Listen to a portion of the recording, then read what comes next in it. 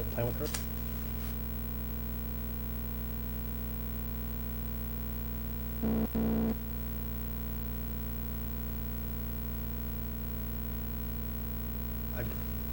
I would.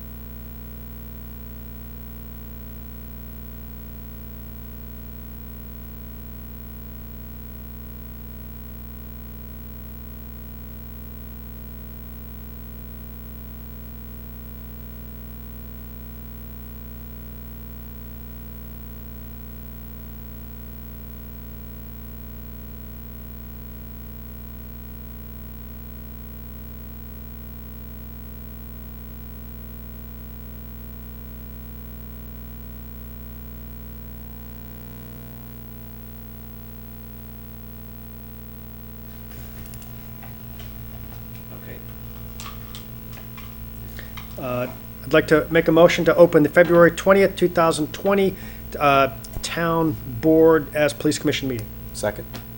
All in favor? Aye. Please stand for the Pledge of Allegiance.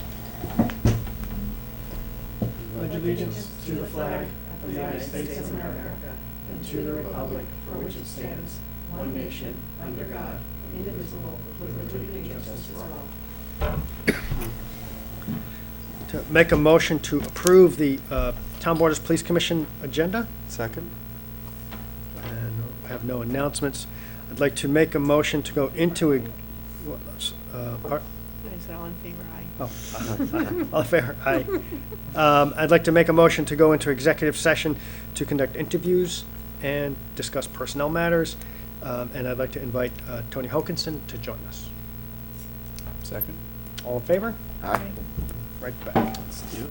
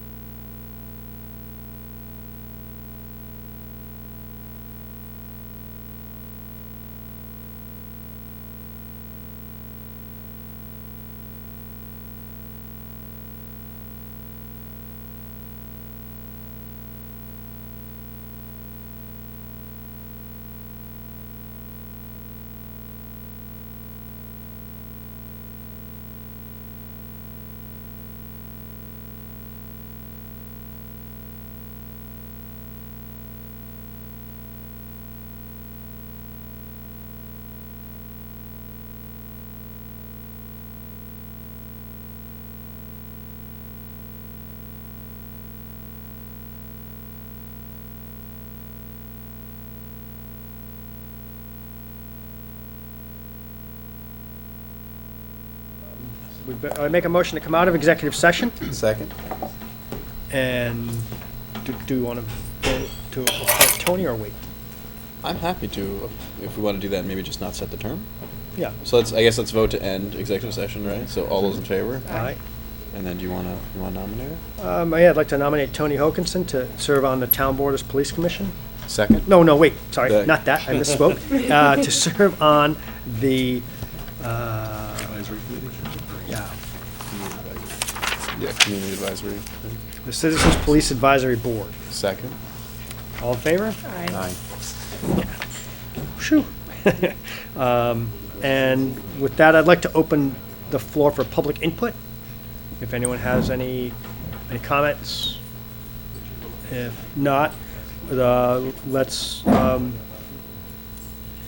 do you want to do the monthly report, or should we make some recommendations? Motion to recommend the following hires, transfers, promotions to the town board? If you want, we'll do the report really quick. Yeah, okay. Seeing that they have to stay for the town board meeting anyway, and I know we're waiting for one officer to get here. Okay. I was working a shift, actually, that we're gonna be looking to put on for one of the full-time slots. So, and then we will need a short moment of executive session just to do some updates on some personnel issues. Okay. So, over to you for the monthly report. Okay, so so there's no letters of commendation for this month, and we have 2 defensive actions for the month of January. The first defensive action has 2 reports filed. It has to do with 2 individuals for the 2 reports, but it's the one incident, which was a fight. First subject, 21-year-old male, 5'11", 190 pounds, medium build, white, non-Hispanic, disorderly conduct. The other individual, 22 years of age, male, 5'11", 170 pounds, medium build, white, non-Hispanic. Again, disorderly conduct. Both were apparently under the influence of alcohol at the time. Both individuals were engaged in a physical altercation in front of one of the establishments on Main Street. The officers that handled the call, each of them announced their presence, told them to stop fighting, which they continued to still fight. Each officer grabbed their individual defendant at the time and put them in a bear hug and took them to the ground where they were placed into custody. Neither was injured during that arrest. No further action. The second defensive action has to do with one individual, and 2 reports were filed. 38 years of age, male, 5'10", 230 pounds, large build, white, non-Hispanic. Charges were disorderly conduct, harassment, and resisting arrest. Also suspected to be alcohol, under the influence of alcohol. The individual was also involved in an altercation, was told to leave the establishment that he was at, continued to be in a violent manner, continued to ignore warnings of leaving or being charged. Officers that attempted to approach the person advised him he was under arrest for disorderly conduct, at which time he began to walk away and then took a fighting stance with the officers. When the officers went to approach him, he then took off and they ended up tackling him on the ground. He still refused to listen to verbal commands, put his hands behind his back, continued to fight with the officers, and yell different racial slurs at the officer. They were eventually able to gain control of the individual, handcuff him, nothing further. At the time, he complained of back pain. He was checked out by the New Paltz Rescue, was called, but he refused any medical treatment. He refused treatment at the station again, and also refused to have any photographs or anything taken by the sergeant, which we do. That's custom anytime somebody indicates that they have some injury. And that's all we have for those reports. We still missing one officer here? Why don't we go into executive session? Executive session, I'd great. like to- Can we also invite Lieutenant Lucchese? Yes, I'd like to make a motion to go into executive session to discuss personnel matters Second? and invite Chief Snyder and Lieutenant Lucchese. All in favor? Aye.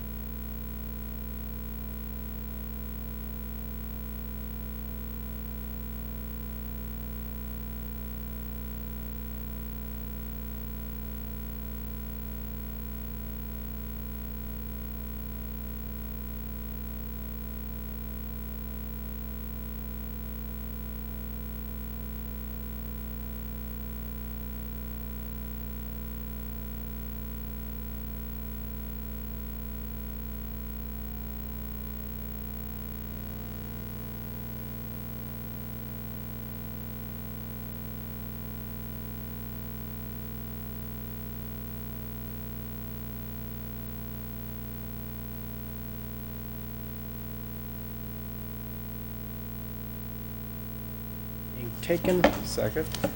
And we have a few minutes. Are all the officers here?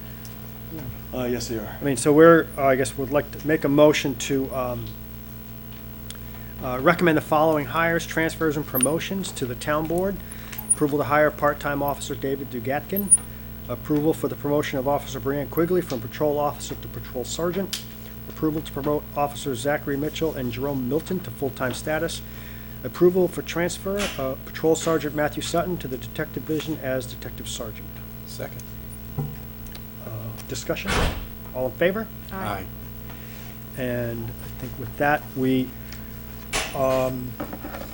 probably done. Yeah, we can start the town board meeting. So we can as soon start as the you town want. board meeting as soon as you let me know when all the officers are here. Everybody's here, everybody's ready on our. So we can start the town board meeting early, and we can do all of that right now. That'd be great. That's great. Let's do it. So I'd like to make a motion to close the Town Board as Police Commission meeting, Second. and I would like to make a motion to open the February 20th, 2020 Town Board meeting. All in favor? Aye. Please stand for the Pledge of Allegiance.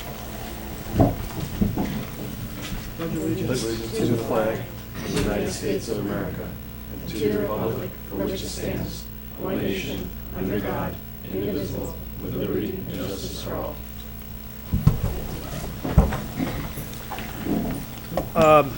So I'd like to make a motion to approve the agenda with some, and I'd like to make some changes as well. Second. And I would like to move up the recommendations to the town board from the police commission before public comment, public input, so we can get them out of here and they don't have to sit here and listen to us get yelled at. So, and if You want me to start? everyone's in favor of, yeah, sorry, if everyone's in favor of that? All in favor? Aye. And now, so now we can start, sorry. Okay, what I'd like to do is, we have some openings for our full-time status, so I'd like to start with that. We have 2 openings in our patrol officer. I made a recommendation to the commission to take 2 of our part-time officers, to move them into a full-time position. They are on our local list, so I'm happy to offer them to the board for approval to be hired.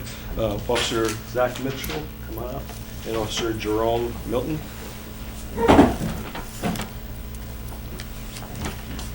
So Zach Mitchell, you may recognize both of these gentlemen. Zach's been with us about 2 years and has been part-time status with us. He's done a fantastic job. Been part of the NPPD family, and I'd like to make a recommendation for him to begin his full-time status on the 21st, which is actually tomorrow, filling in a vacant shift. So we'd like to have him begin that process.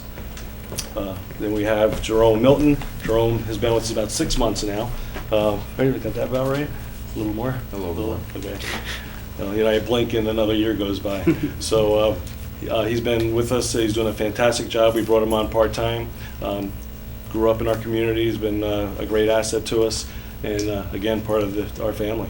And we'd like him to also begin a full-time status with us. And his date would be effective February 24th, which is Monday, 2020. Great. Well, yeah, I'd like to make a motion to approve the promotion of Officers Zachary Mitchell and Jerome Milton to full-time status. Second. Discussion. All in favor? Aye. Congratulations. Congratulations.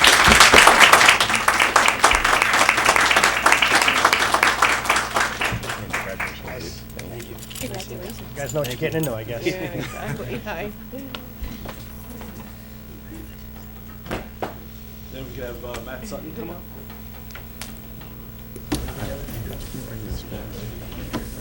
Yes. Yes. So Sergeant Matt Sutton, he's been our night supervisor for 5 years. Was promoted in 2014. Before that, he was in our detective division for about 2 years. He started with our agency in 2008. Been a phenomenal asset to our agency when he was a detective, and obviously as our night supervisor. We'll miss him on the nights, but I'm sure there'll be his shoes will be filled with another one coming in. He's taking care of that training now, but we'd like to make a offer to the town to move him to the detective division as our detective sergeant to oversee that division. So I'd like to make a motion to transfer Patrol Sergeant Matthew Sutton to Detective Division as Detective Sergeant. Second. Discussion? All in favor? Aye.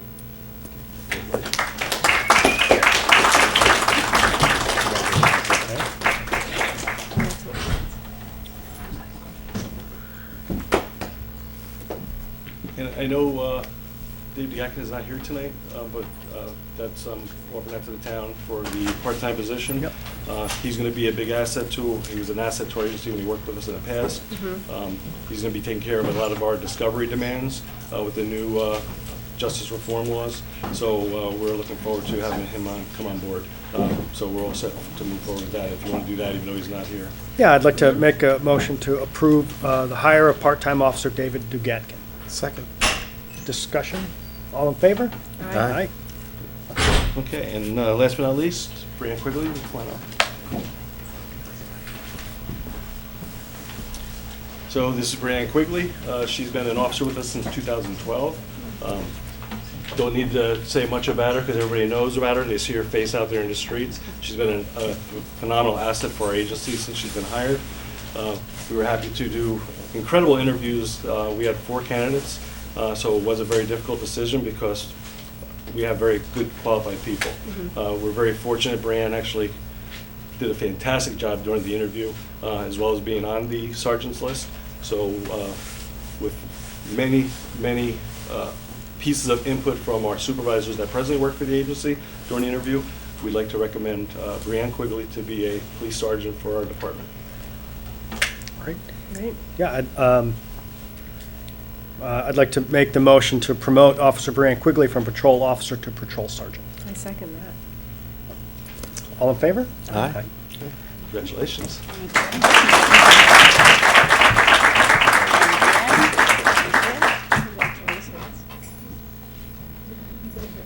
So I do have one thing, seeing that usually we do swearing in at these, don't go away yet. Usually we do swearing in at the town board meetings also. We're unable to do that, seeing that our clerk is not here tonight. So they all will be going in to get sworn in either tomorrow or Monday. But in the meantime, I wanted to present her with her sergeant's shield. And you'll get your ID and everything after you begin that on Monday, but congratulations. Thank you very much. So you get everything else soon.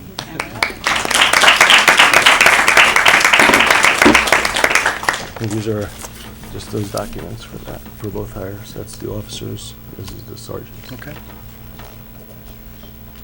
And then I'll touch base with Gene and Arlen this week for the forms that we fill.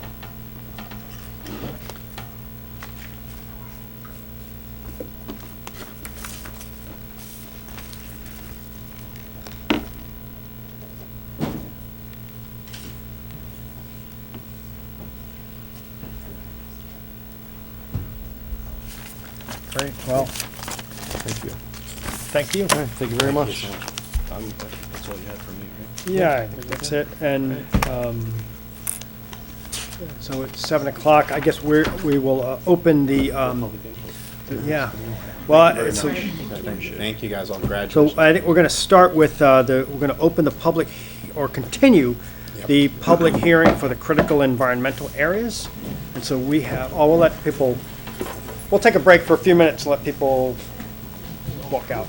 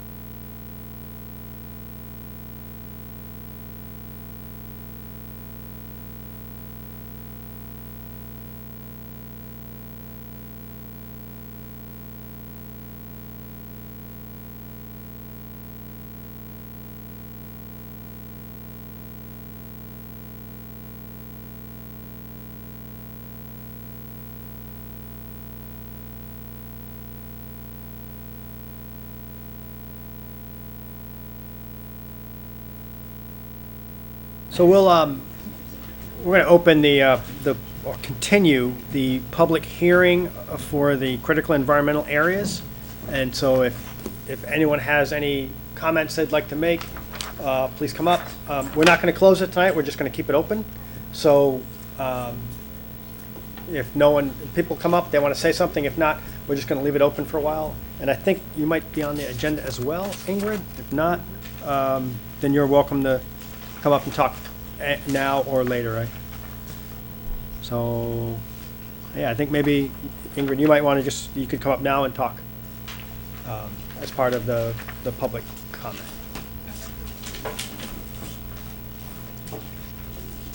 And you're welcome to sit at the table if that's easier for you, or stand there, or whatever you would prefer. What's easier? That's whatever's easiest. Come take a seat. Why don't you do that? There you go. Huh? No, that's okay. Hi. Hi. How are you? Good. Is the mic okay? Good. All right. Well, good evening, members of the town board. I'm Ingrid Heckel, chair of the New Paltz Environmental Conservation Board, and I'm a resident of Plutarch Road. I trained as a biologist and geographer, and I've worked for the last 9 years in the field of conservation and environmental planning in the Hudson Valley. New Paltz is endowed with some exceptional and unique environmental features, including globally significant forests and regional wildlife corridors, high-quality wetland complexes, and habitats for threatened and endangered wildlife. We're in the midst of a biodiversity crisis and a climate crisis, as you've recognized, that threatens the life as we know it. The land use decisions we make today will have lasting impacts on natural areas in New Paltz and the numerous benefits they provide our community. At the last public hearing, I presented this proposal for establishing 6 critical environmental areas, which is a designation under SEEKR that allows the town to recognize areas with exceptional or unique environmental characteristics. And we heard some very supportive comments on that proposal at the last meeting, as well as some concerns since then about how this designation might affect private property rights. We encourage everyone to go and read the CEA proposal, which is not very long, or the FAQ document, which are both on the town website on the environmental conservation page. You'll see that the CEA designation does not affect construction of a single-family home, additions, minor accessory structures like garages or swimming pools, among other things. In short, it doesn't affect the vast majority of property owners and the typical activities they might undertake on their land. For those who might want to subdivide or do some other type of project already subject to environmental review, the planning board would need to consider on a larger scope how the project might impact a CEA.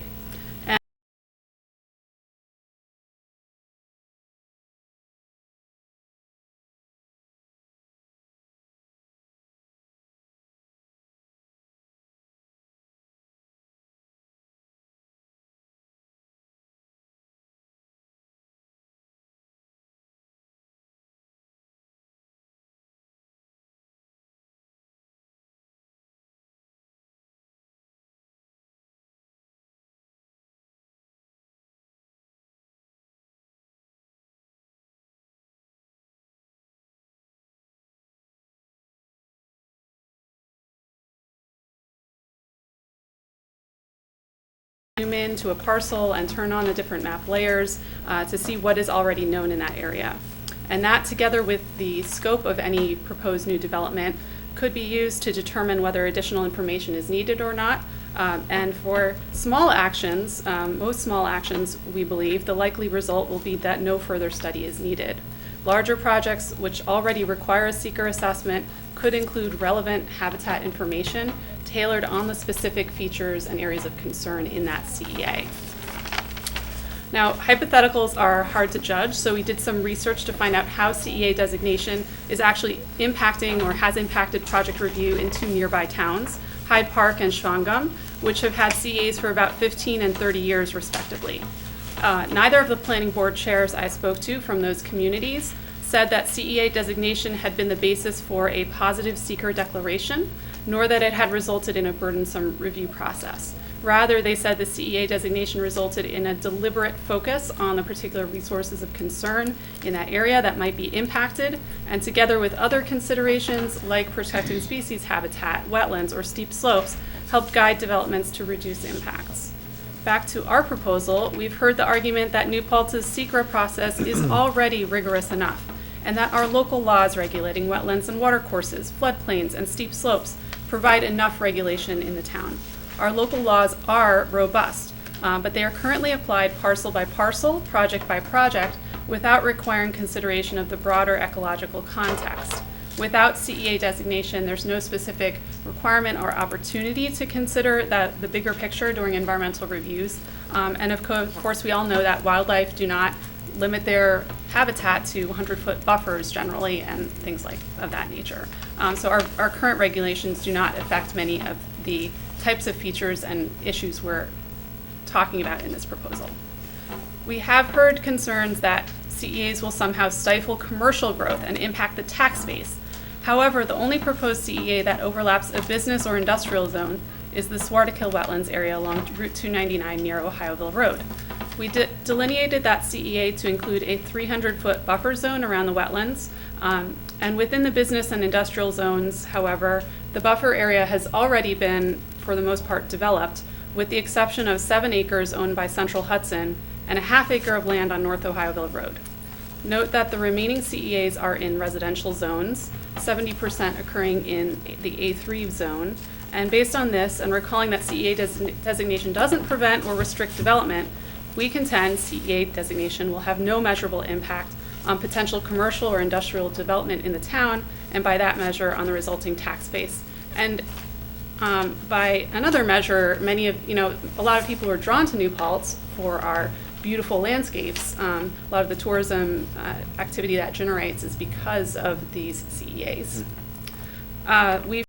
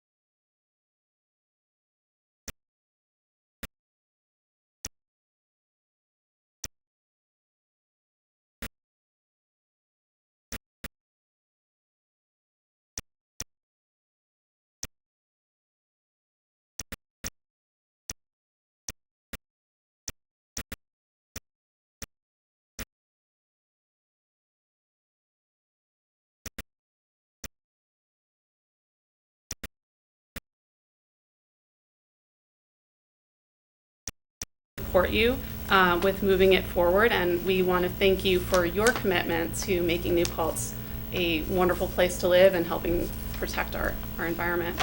So in addition, I've provided tables that have the acreage of land by zoning district within the CEAs and acreage of land protected already in nature preserves or under conservation easement in the districts. And based on a comment at the last public hearing, I put together a map showing areas, the proposed areas in relation to existing mapped wetlands and the regulatory buffers approximately under our town law and FEMA floodplain information, and existing protected land, parks and preserves in the community. Thank you. Nice. Can I keep this? Thank you. Yes, you can keep that. Nice. Thank you.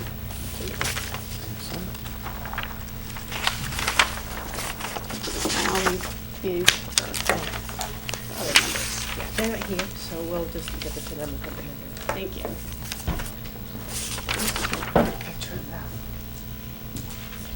If anyone else has any comments about the CEAs,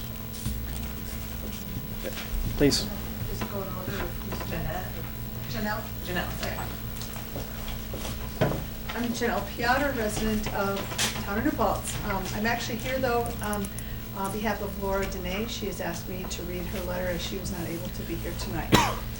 Dear Town Board, my name is Laura Dene, a filmmaker from New Paltz, who was also on the ENCB for 5 years.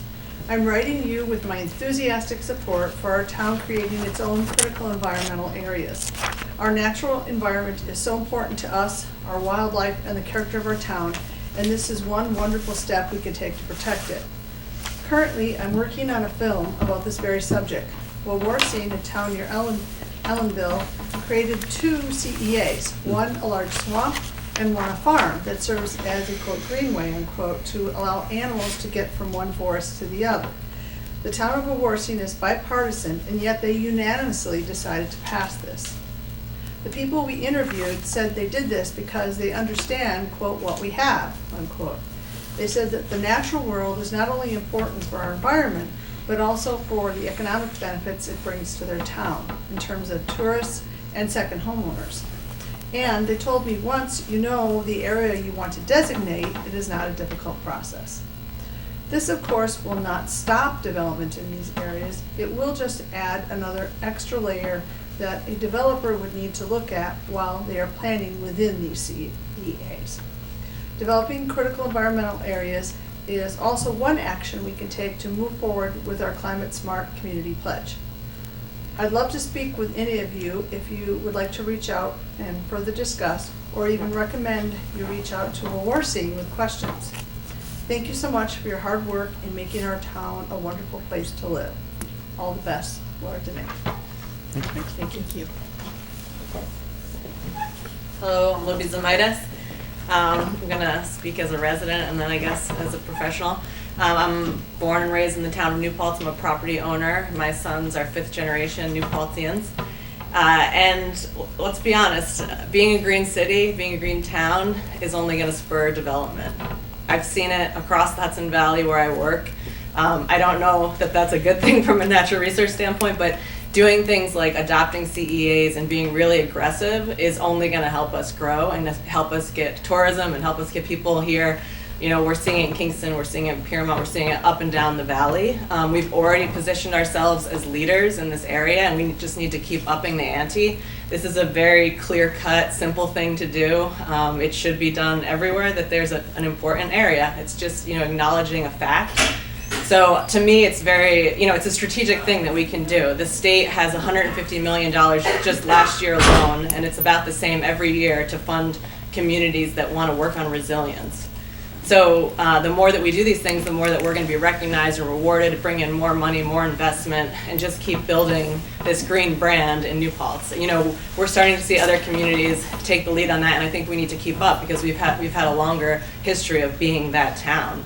So from that standpoint, I support it. I think it makes sense for us as a community and as a development strategy. And then moving on more to my professional hat, I've worked in climate resilience for over 15 years, helping communities up and down the Hudson Valley and helping companies nationally and globally working on sustainable development. And again, this is where the money's flowing. This is where the interest is going. I mean, for us to be worried about something like adopting large CEAs, I don't think it's in our best interest. So I am aware of the DEC and part of the project that is highlighting the town of Wawarsing on their recently adopted critical environmental areas. They are two very, very large areas, and they see them as their actual economic future. They see it as part of ecotourism. They're actually coming at it, in part from that standpoint. So I think it's great we're seeing places like Wawarsing are recognized as leaders for this type of thing. So, let's join along. We're actually pursuing, I believe the town and the village are pursuing climate smart community certification. This is a specific action in it that gets you points. That program has over $10 million of funding every year. Sometimes it's under applied for.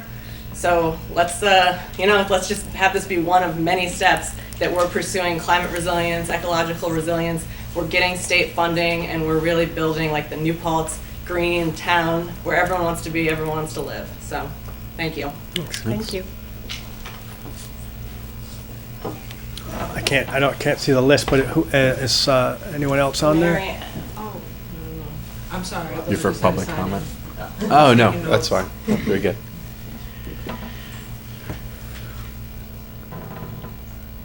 Yeah, so if next person sign up, speak for this is the public comment for the CEAs. Yes, I was made aware that I can make a public comment tonight, and my name's Eric Perlman. I'm a resident of the town of New Paltz. And I wanted to voice my support for CEAs. It makes sense to me that the town and village would designate these valuable areas in advance of people considering development, because our innate natural resources in our community are special and unique. I know people have voiced a concern that these areas are too big, but they represent a resource that is valued for not only the flora and fauna that is disappearing in our climate crisis, but for our enjoyment and our benefit.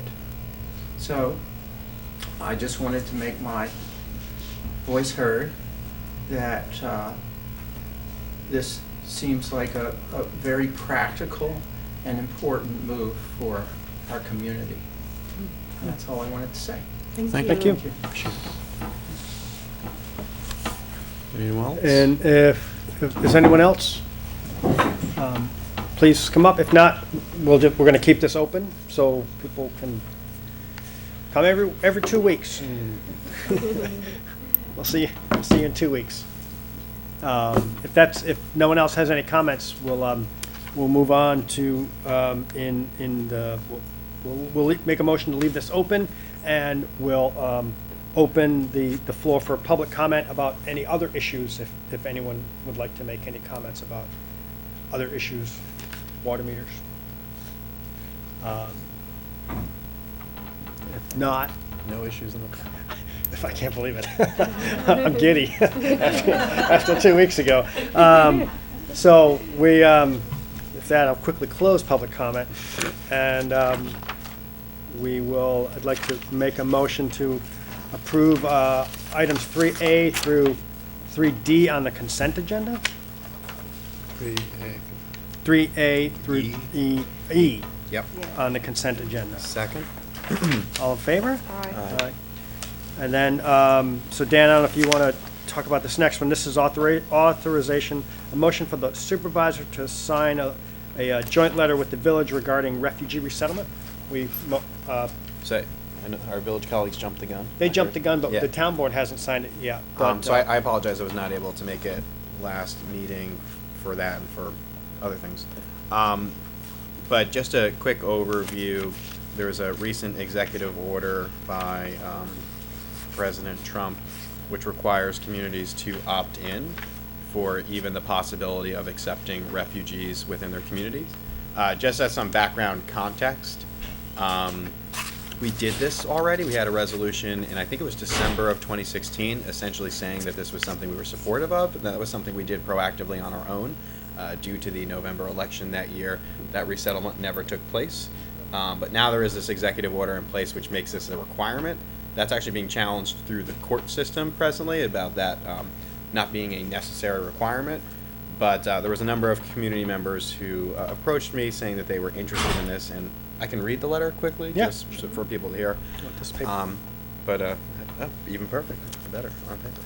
So it says, Dear Secretary Pompeo, this letter is in reference to Executive Order 13888 on enhancing state and local involvement in refugee resettlement. In complying with this request, we feel it's incumbent upon us to educate you on the impact that the 12 refugee families and their descendants have had on their community and the United States. The town of New Paltz was founded in 1678 by French Huguenots.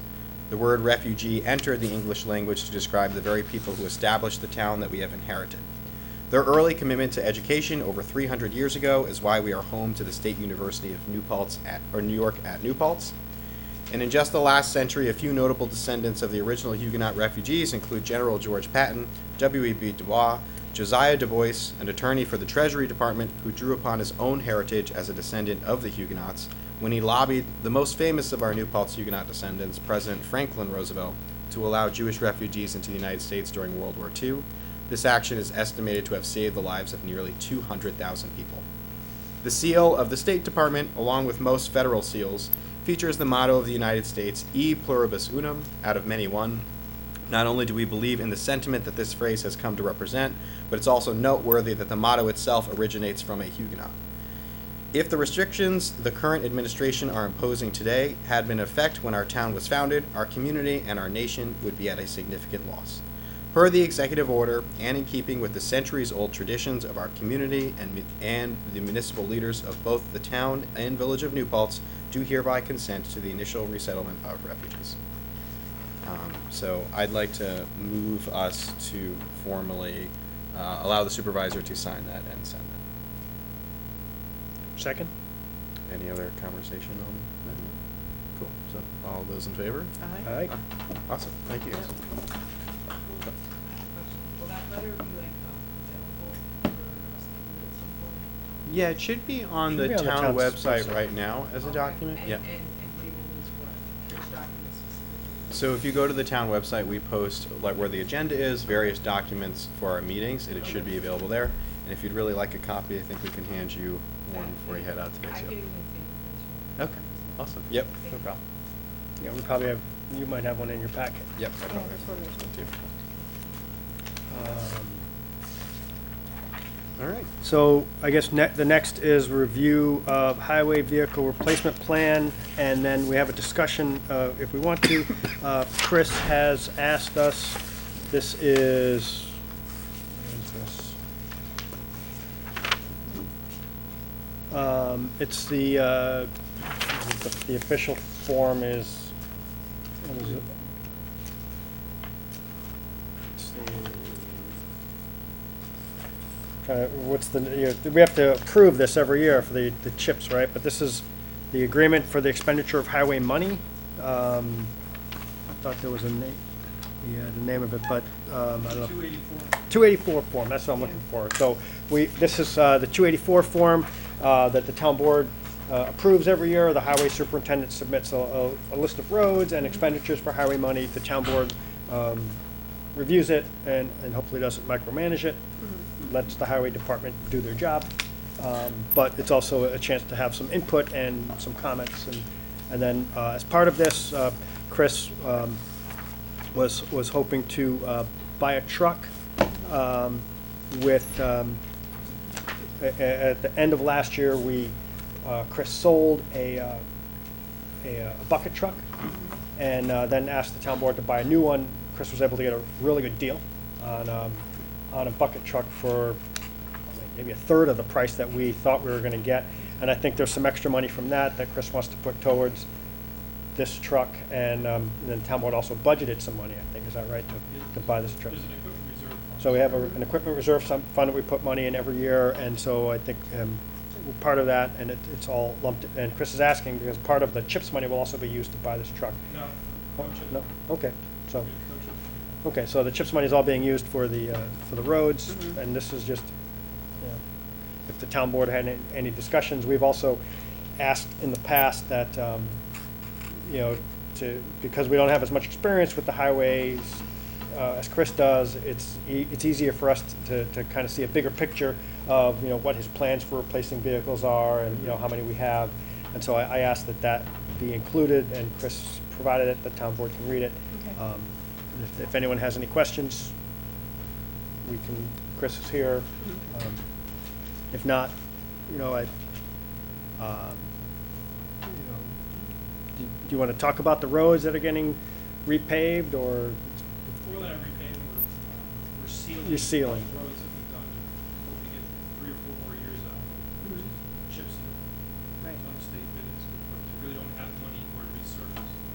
We will be doing, hopefully old 299 with some money left over from paved New York and, early winter recovery that we weren't able to spend last year.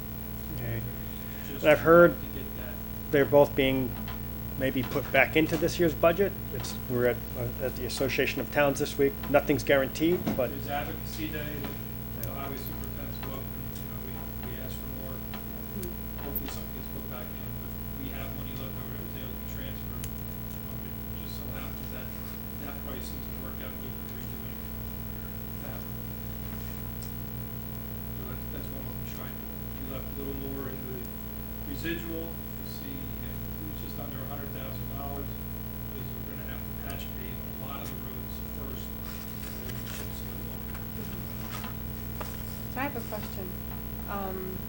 When you're doing that to all these different roads, when you're doing the filling and then the seal, the amount of money that's spent on patching all these sections of road year after year after year, does that still stay lower than your redoing it and having it actually survive really well for the next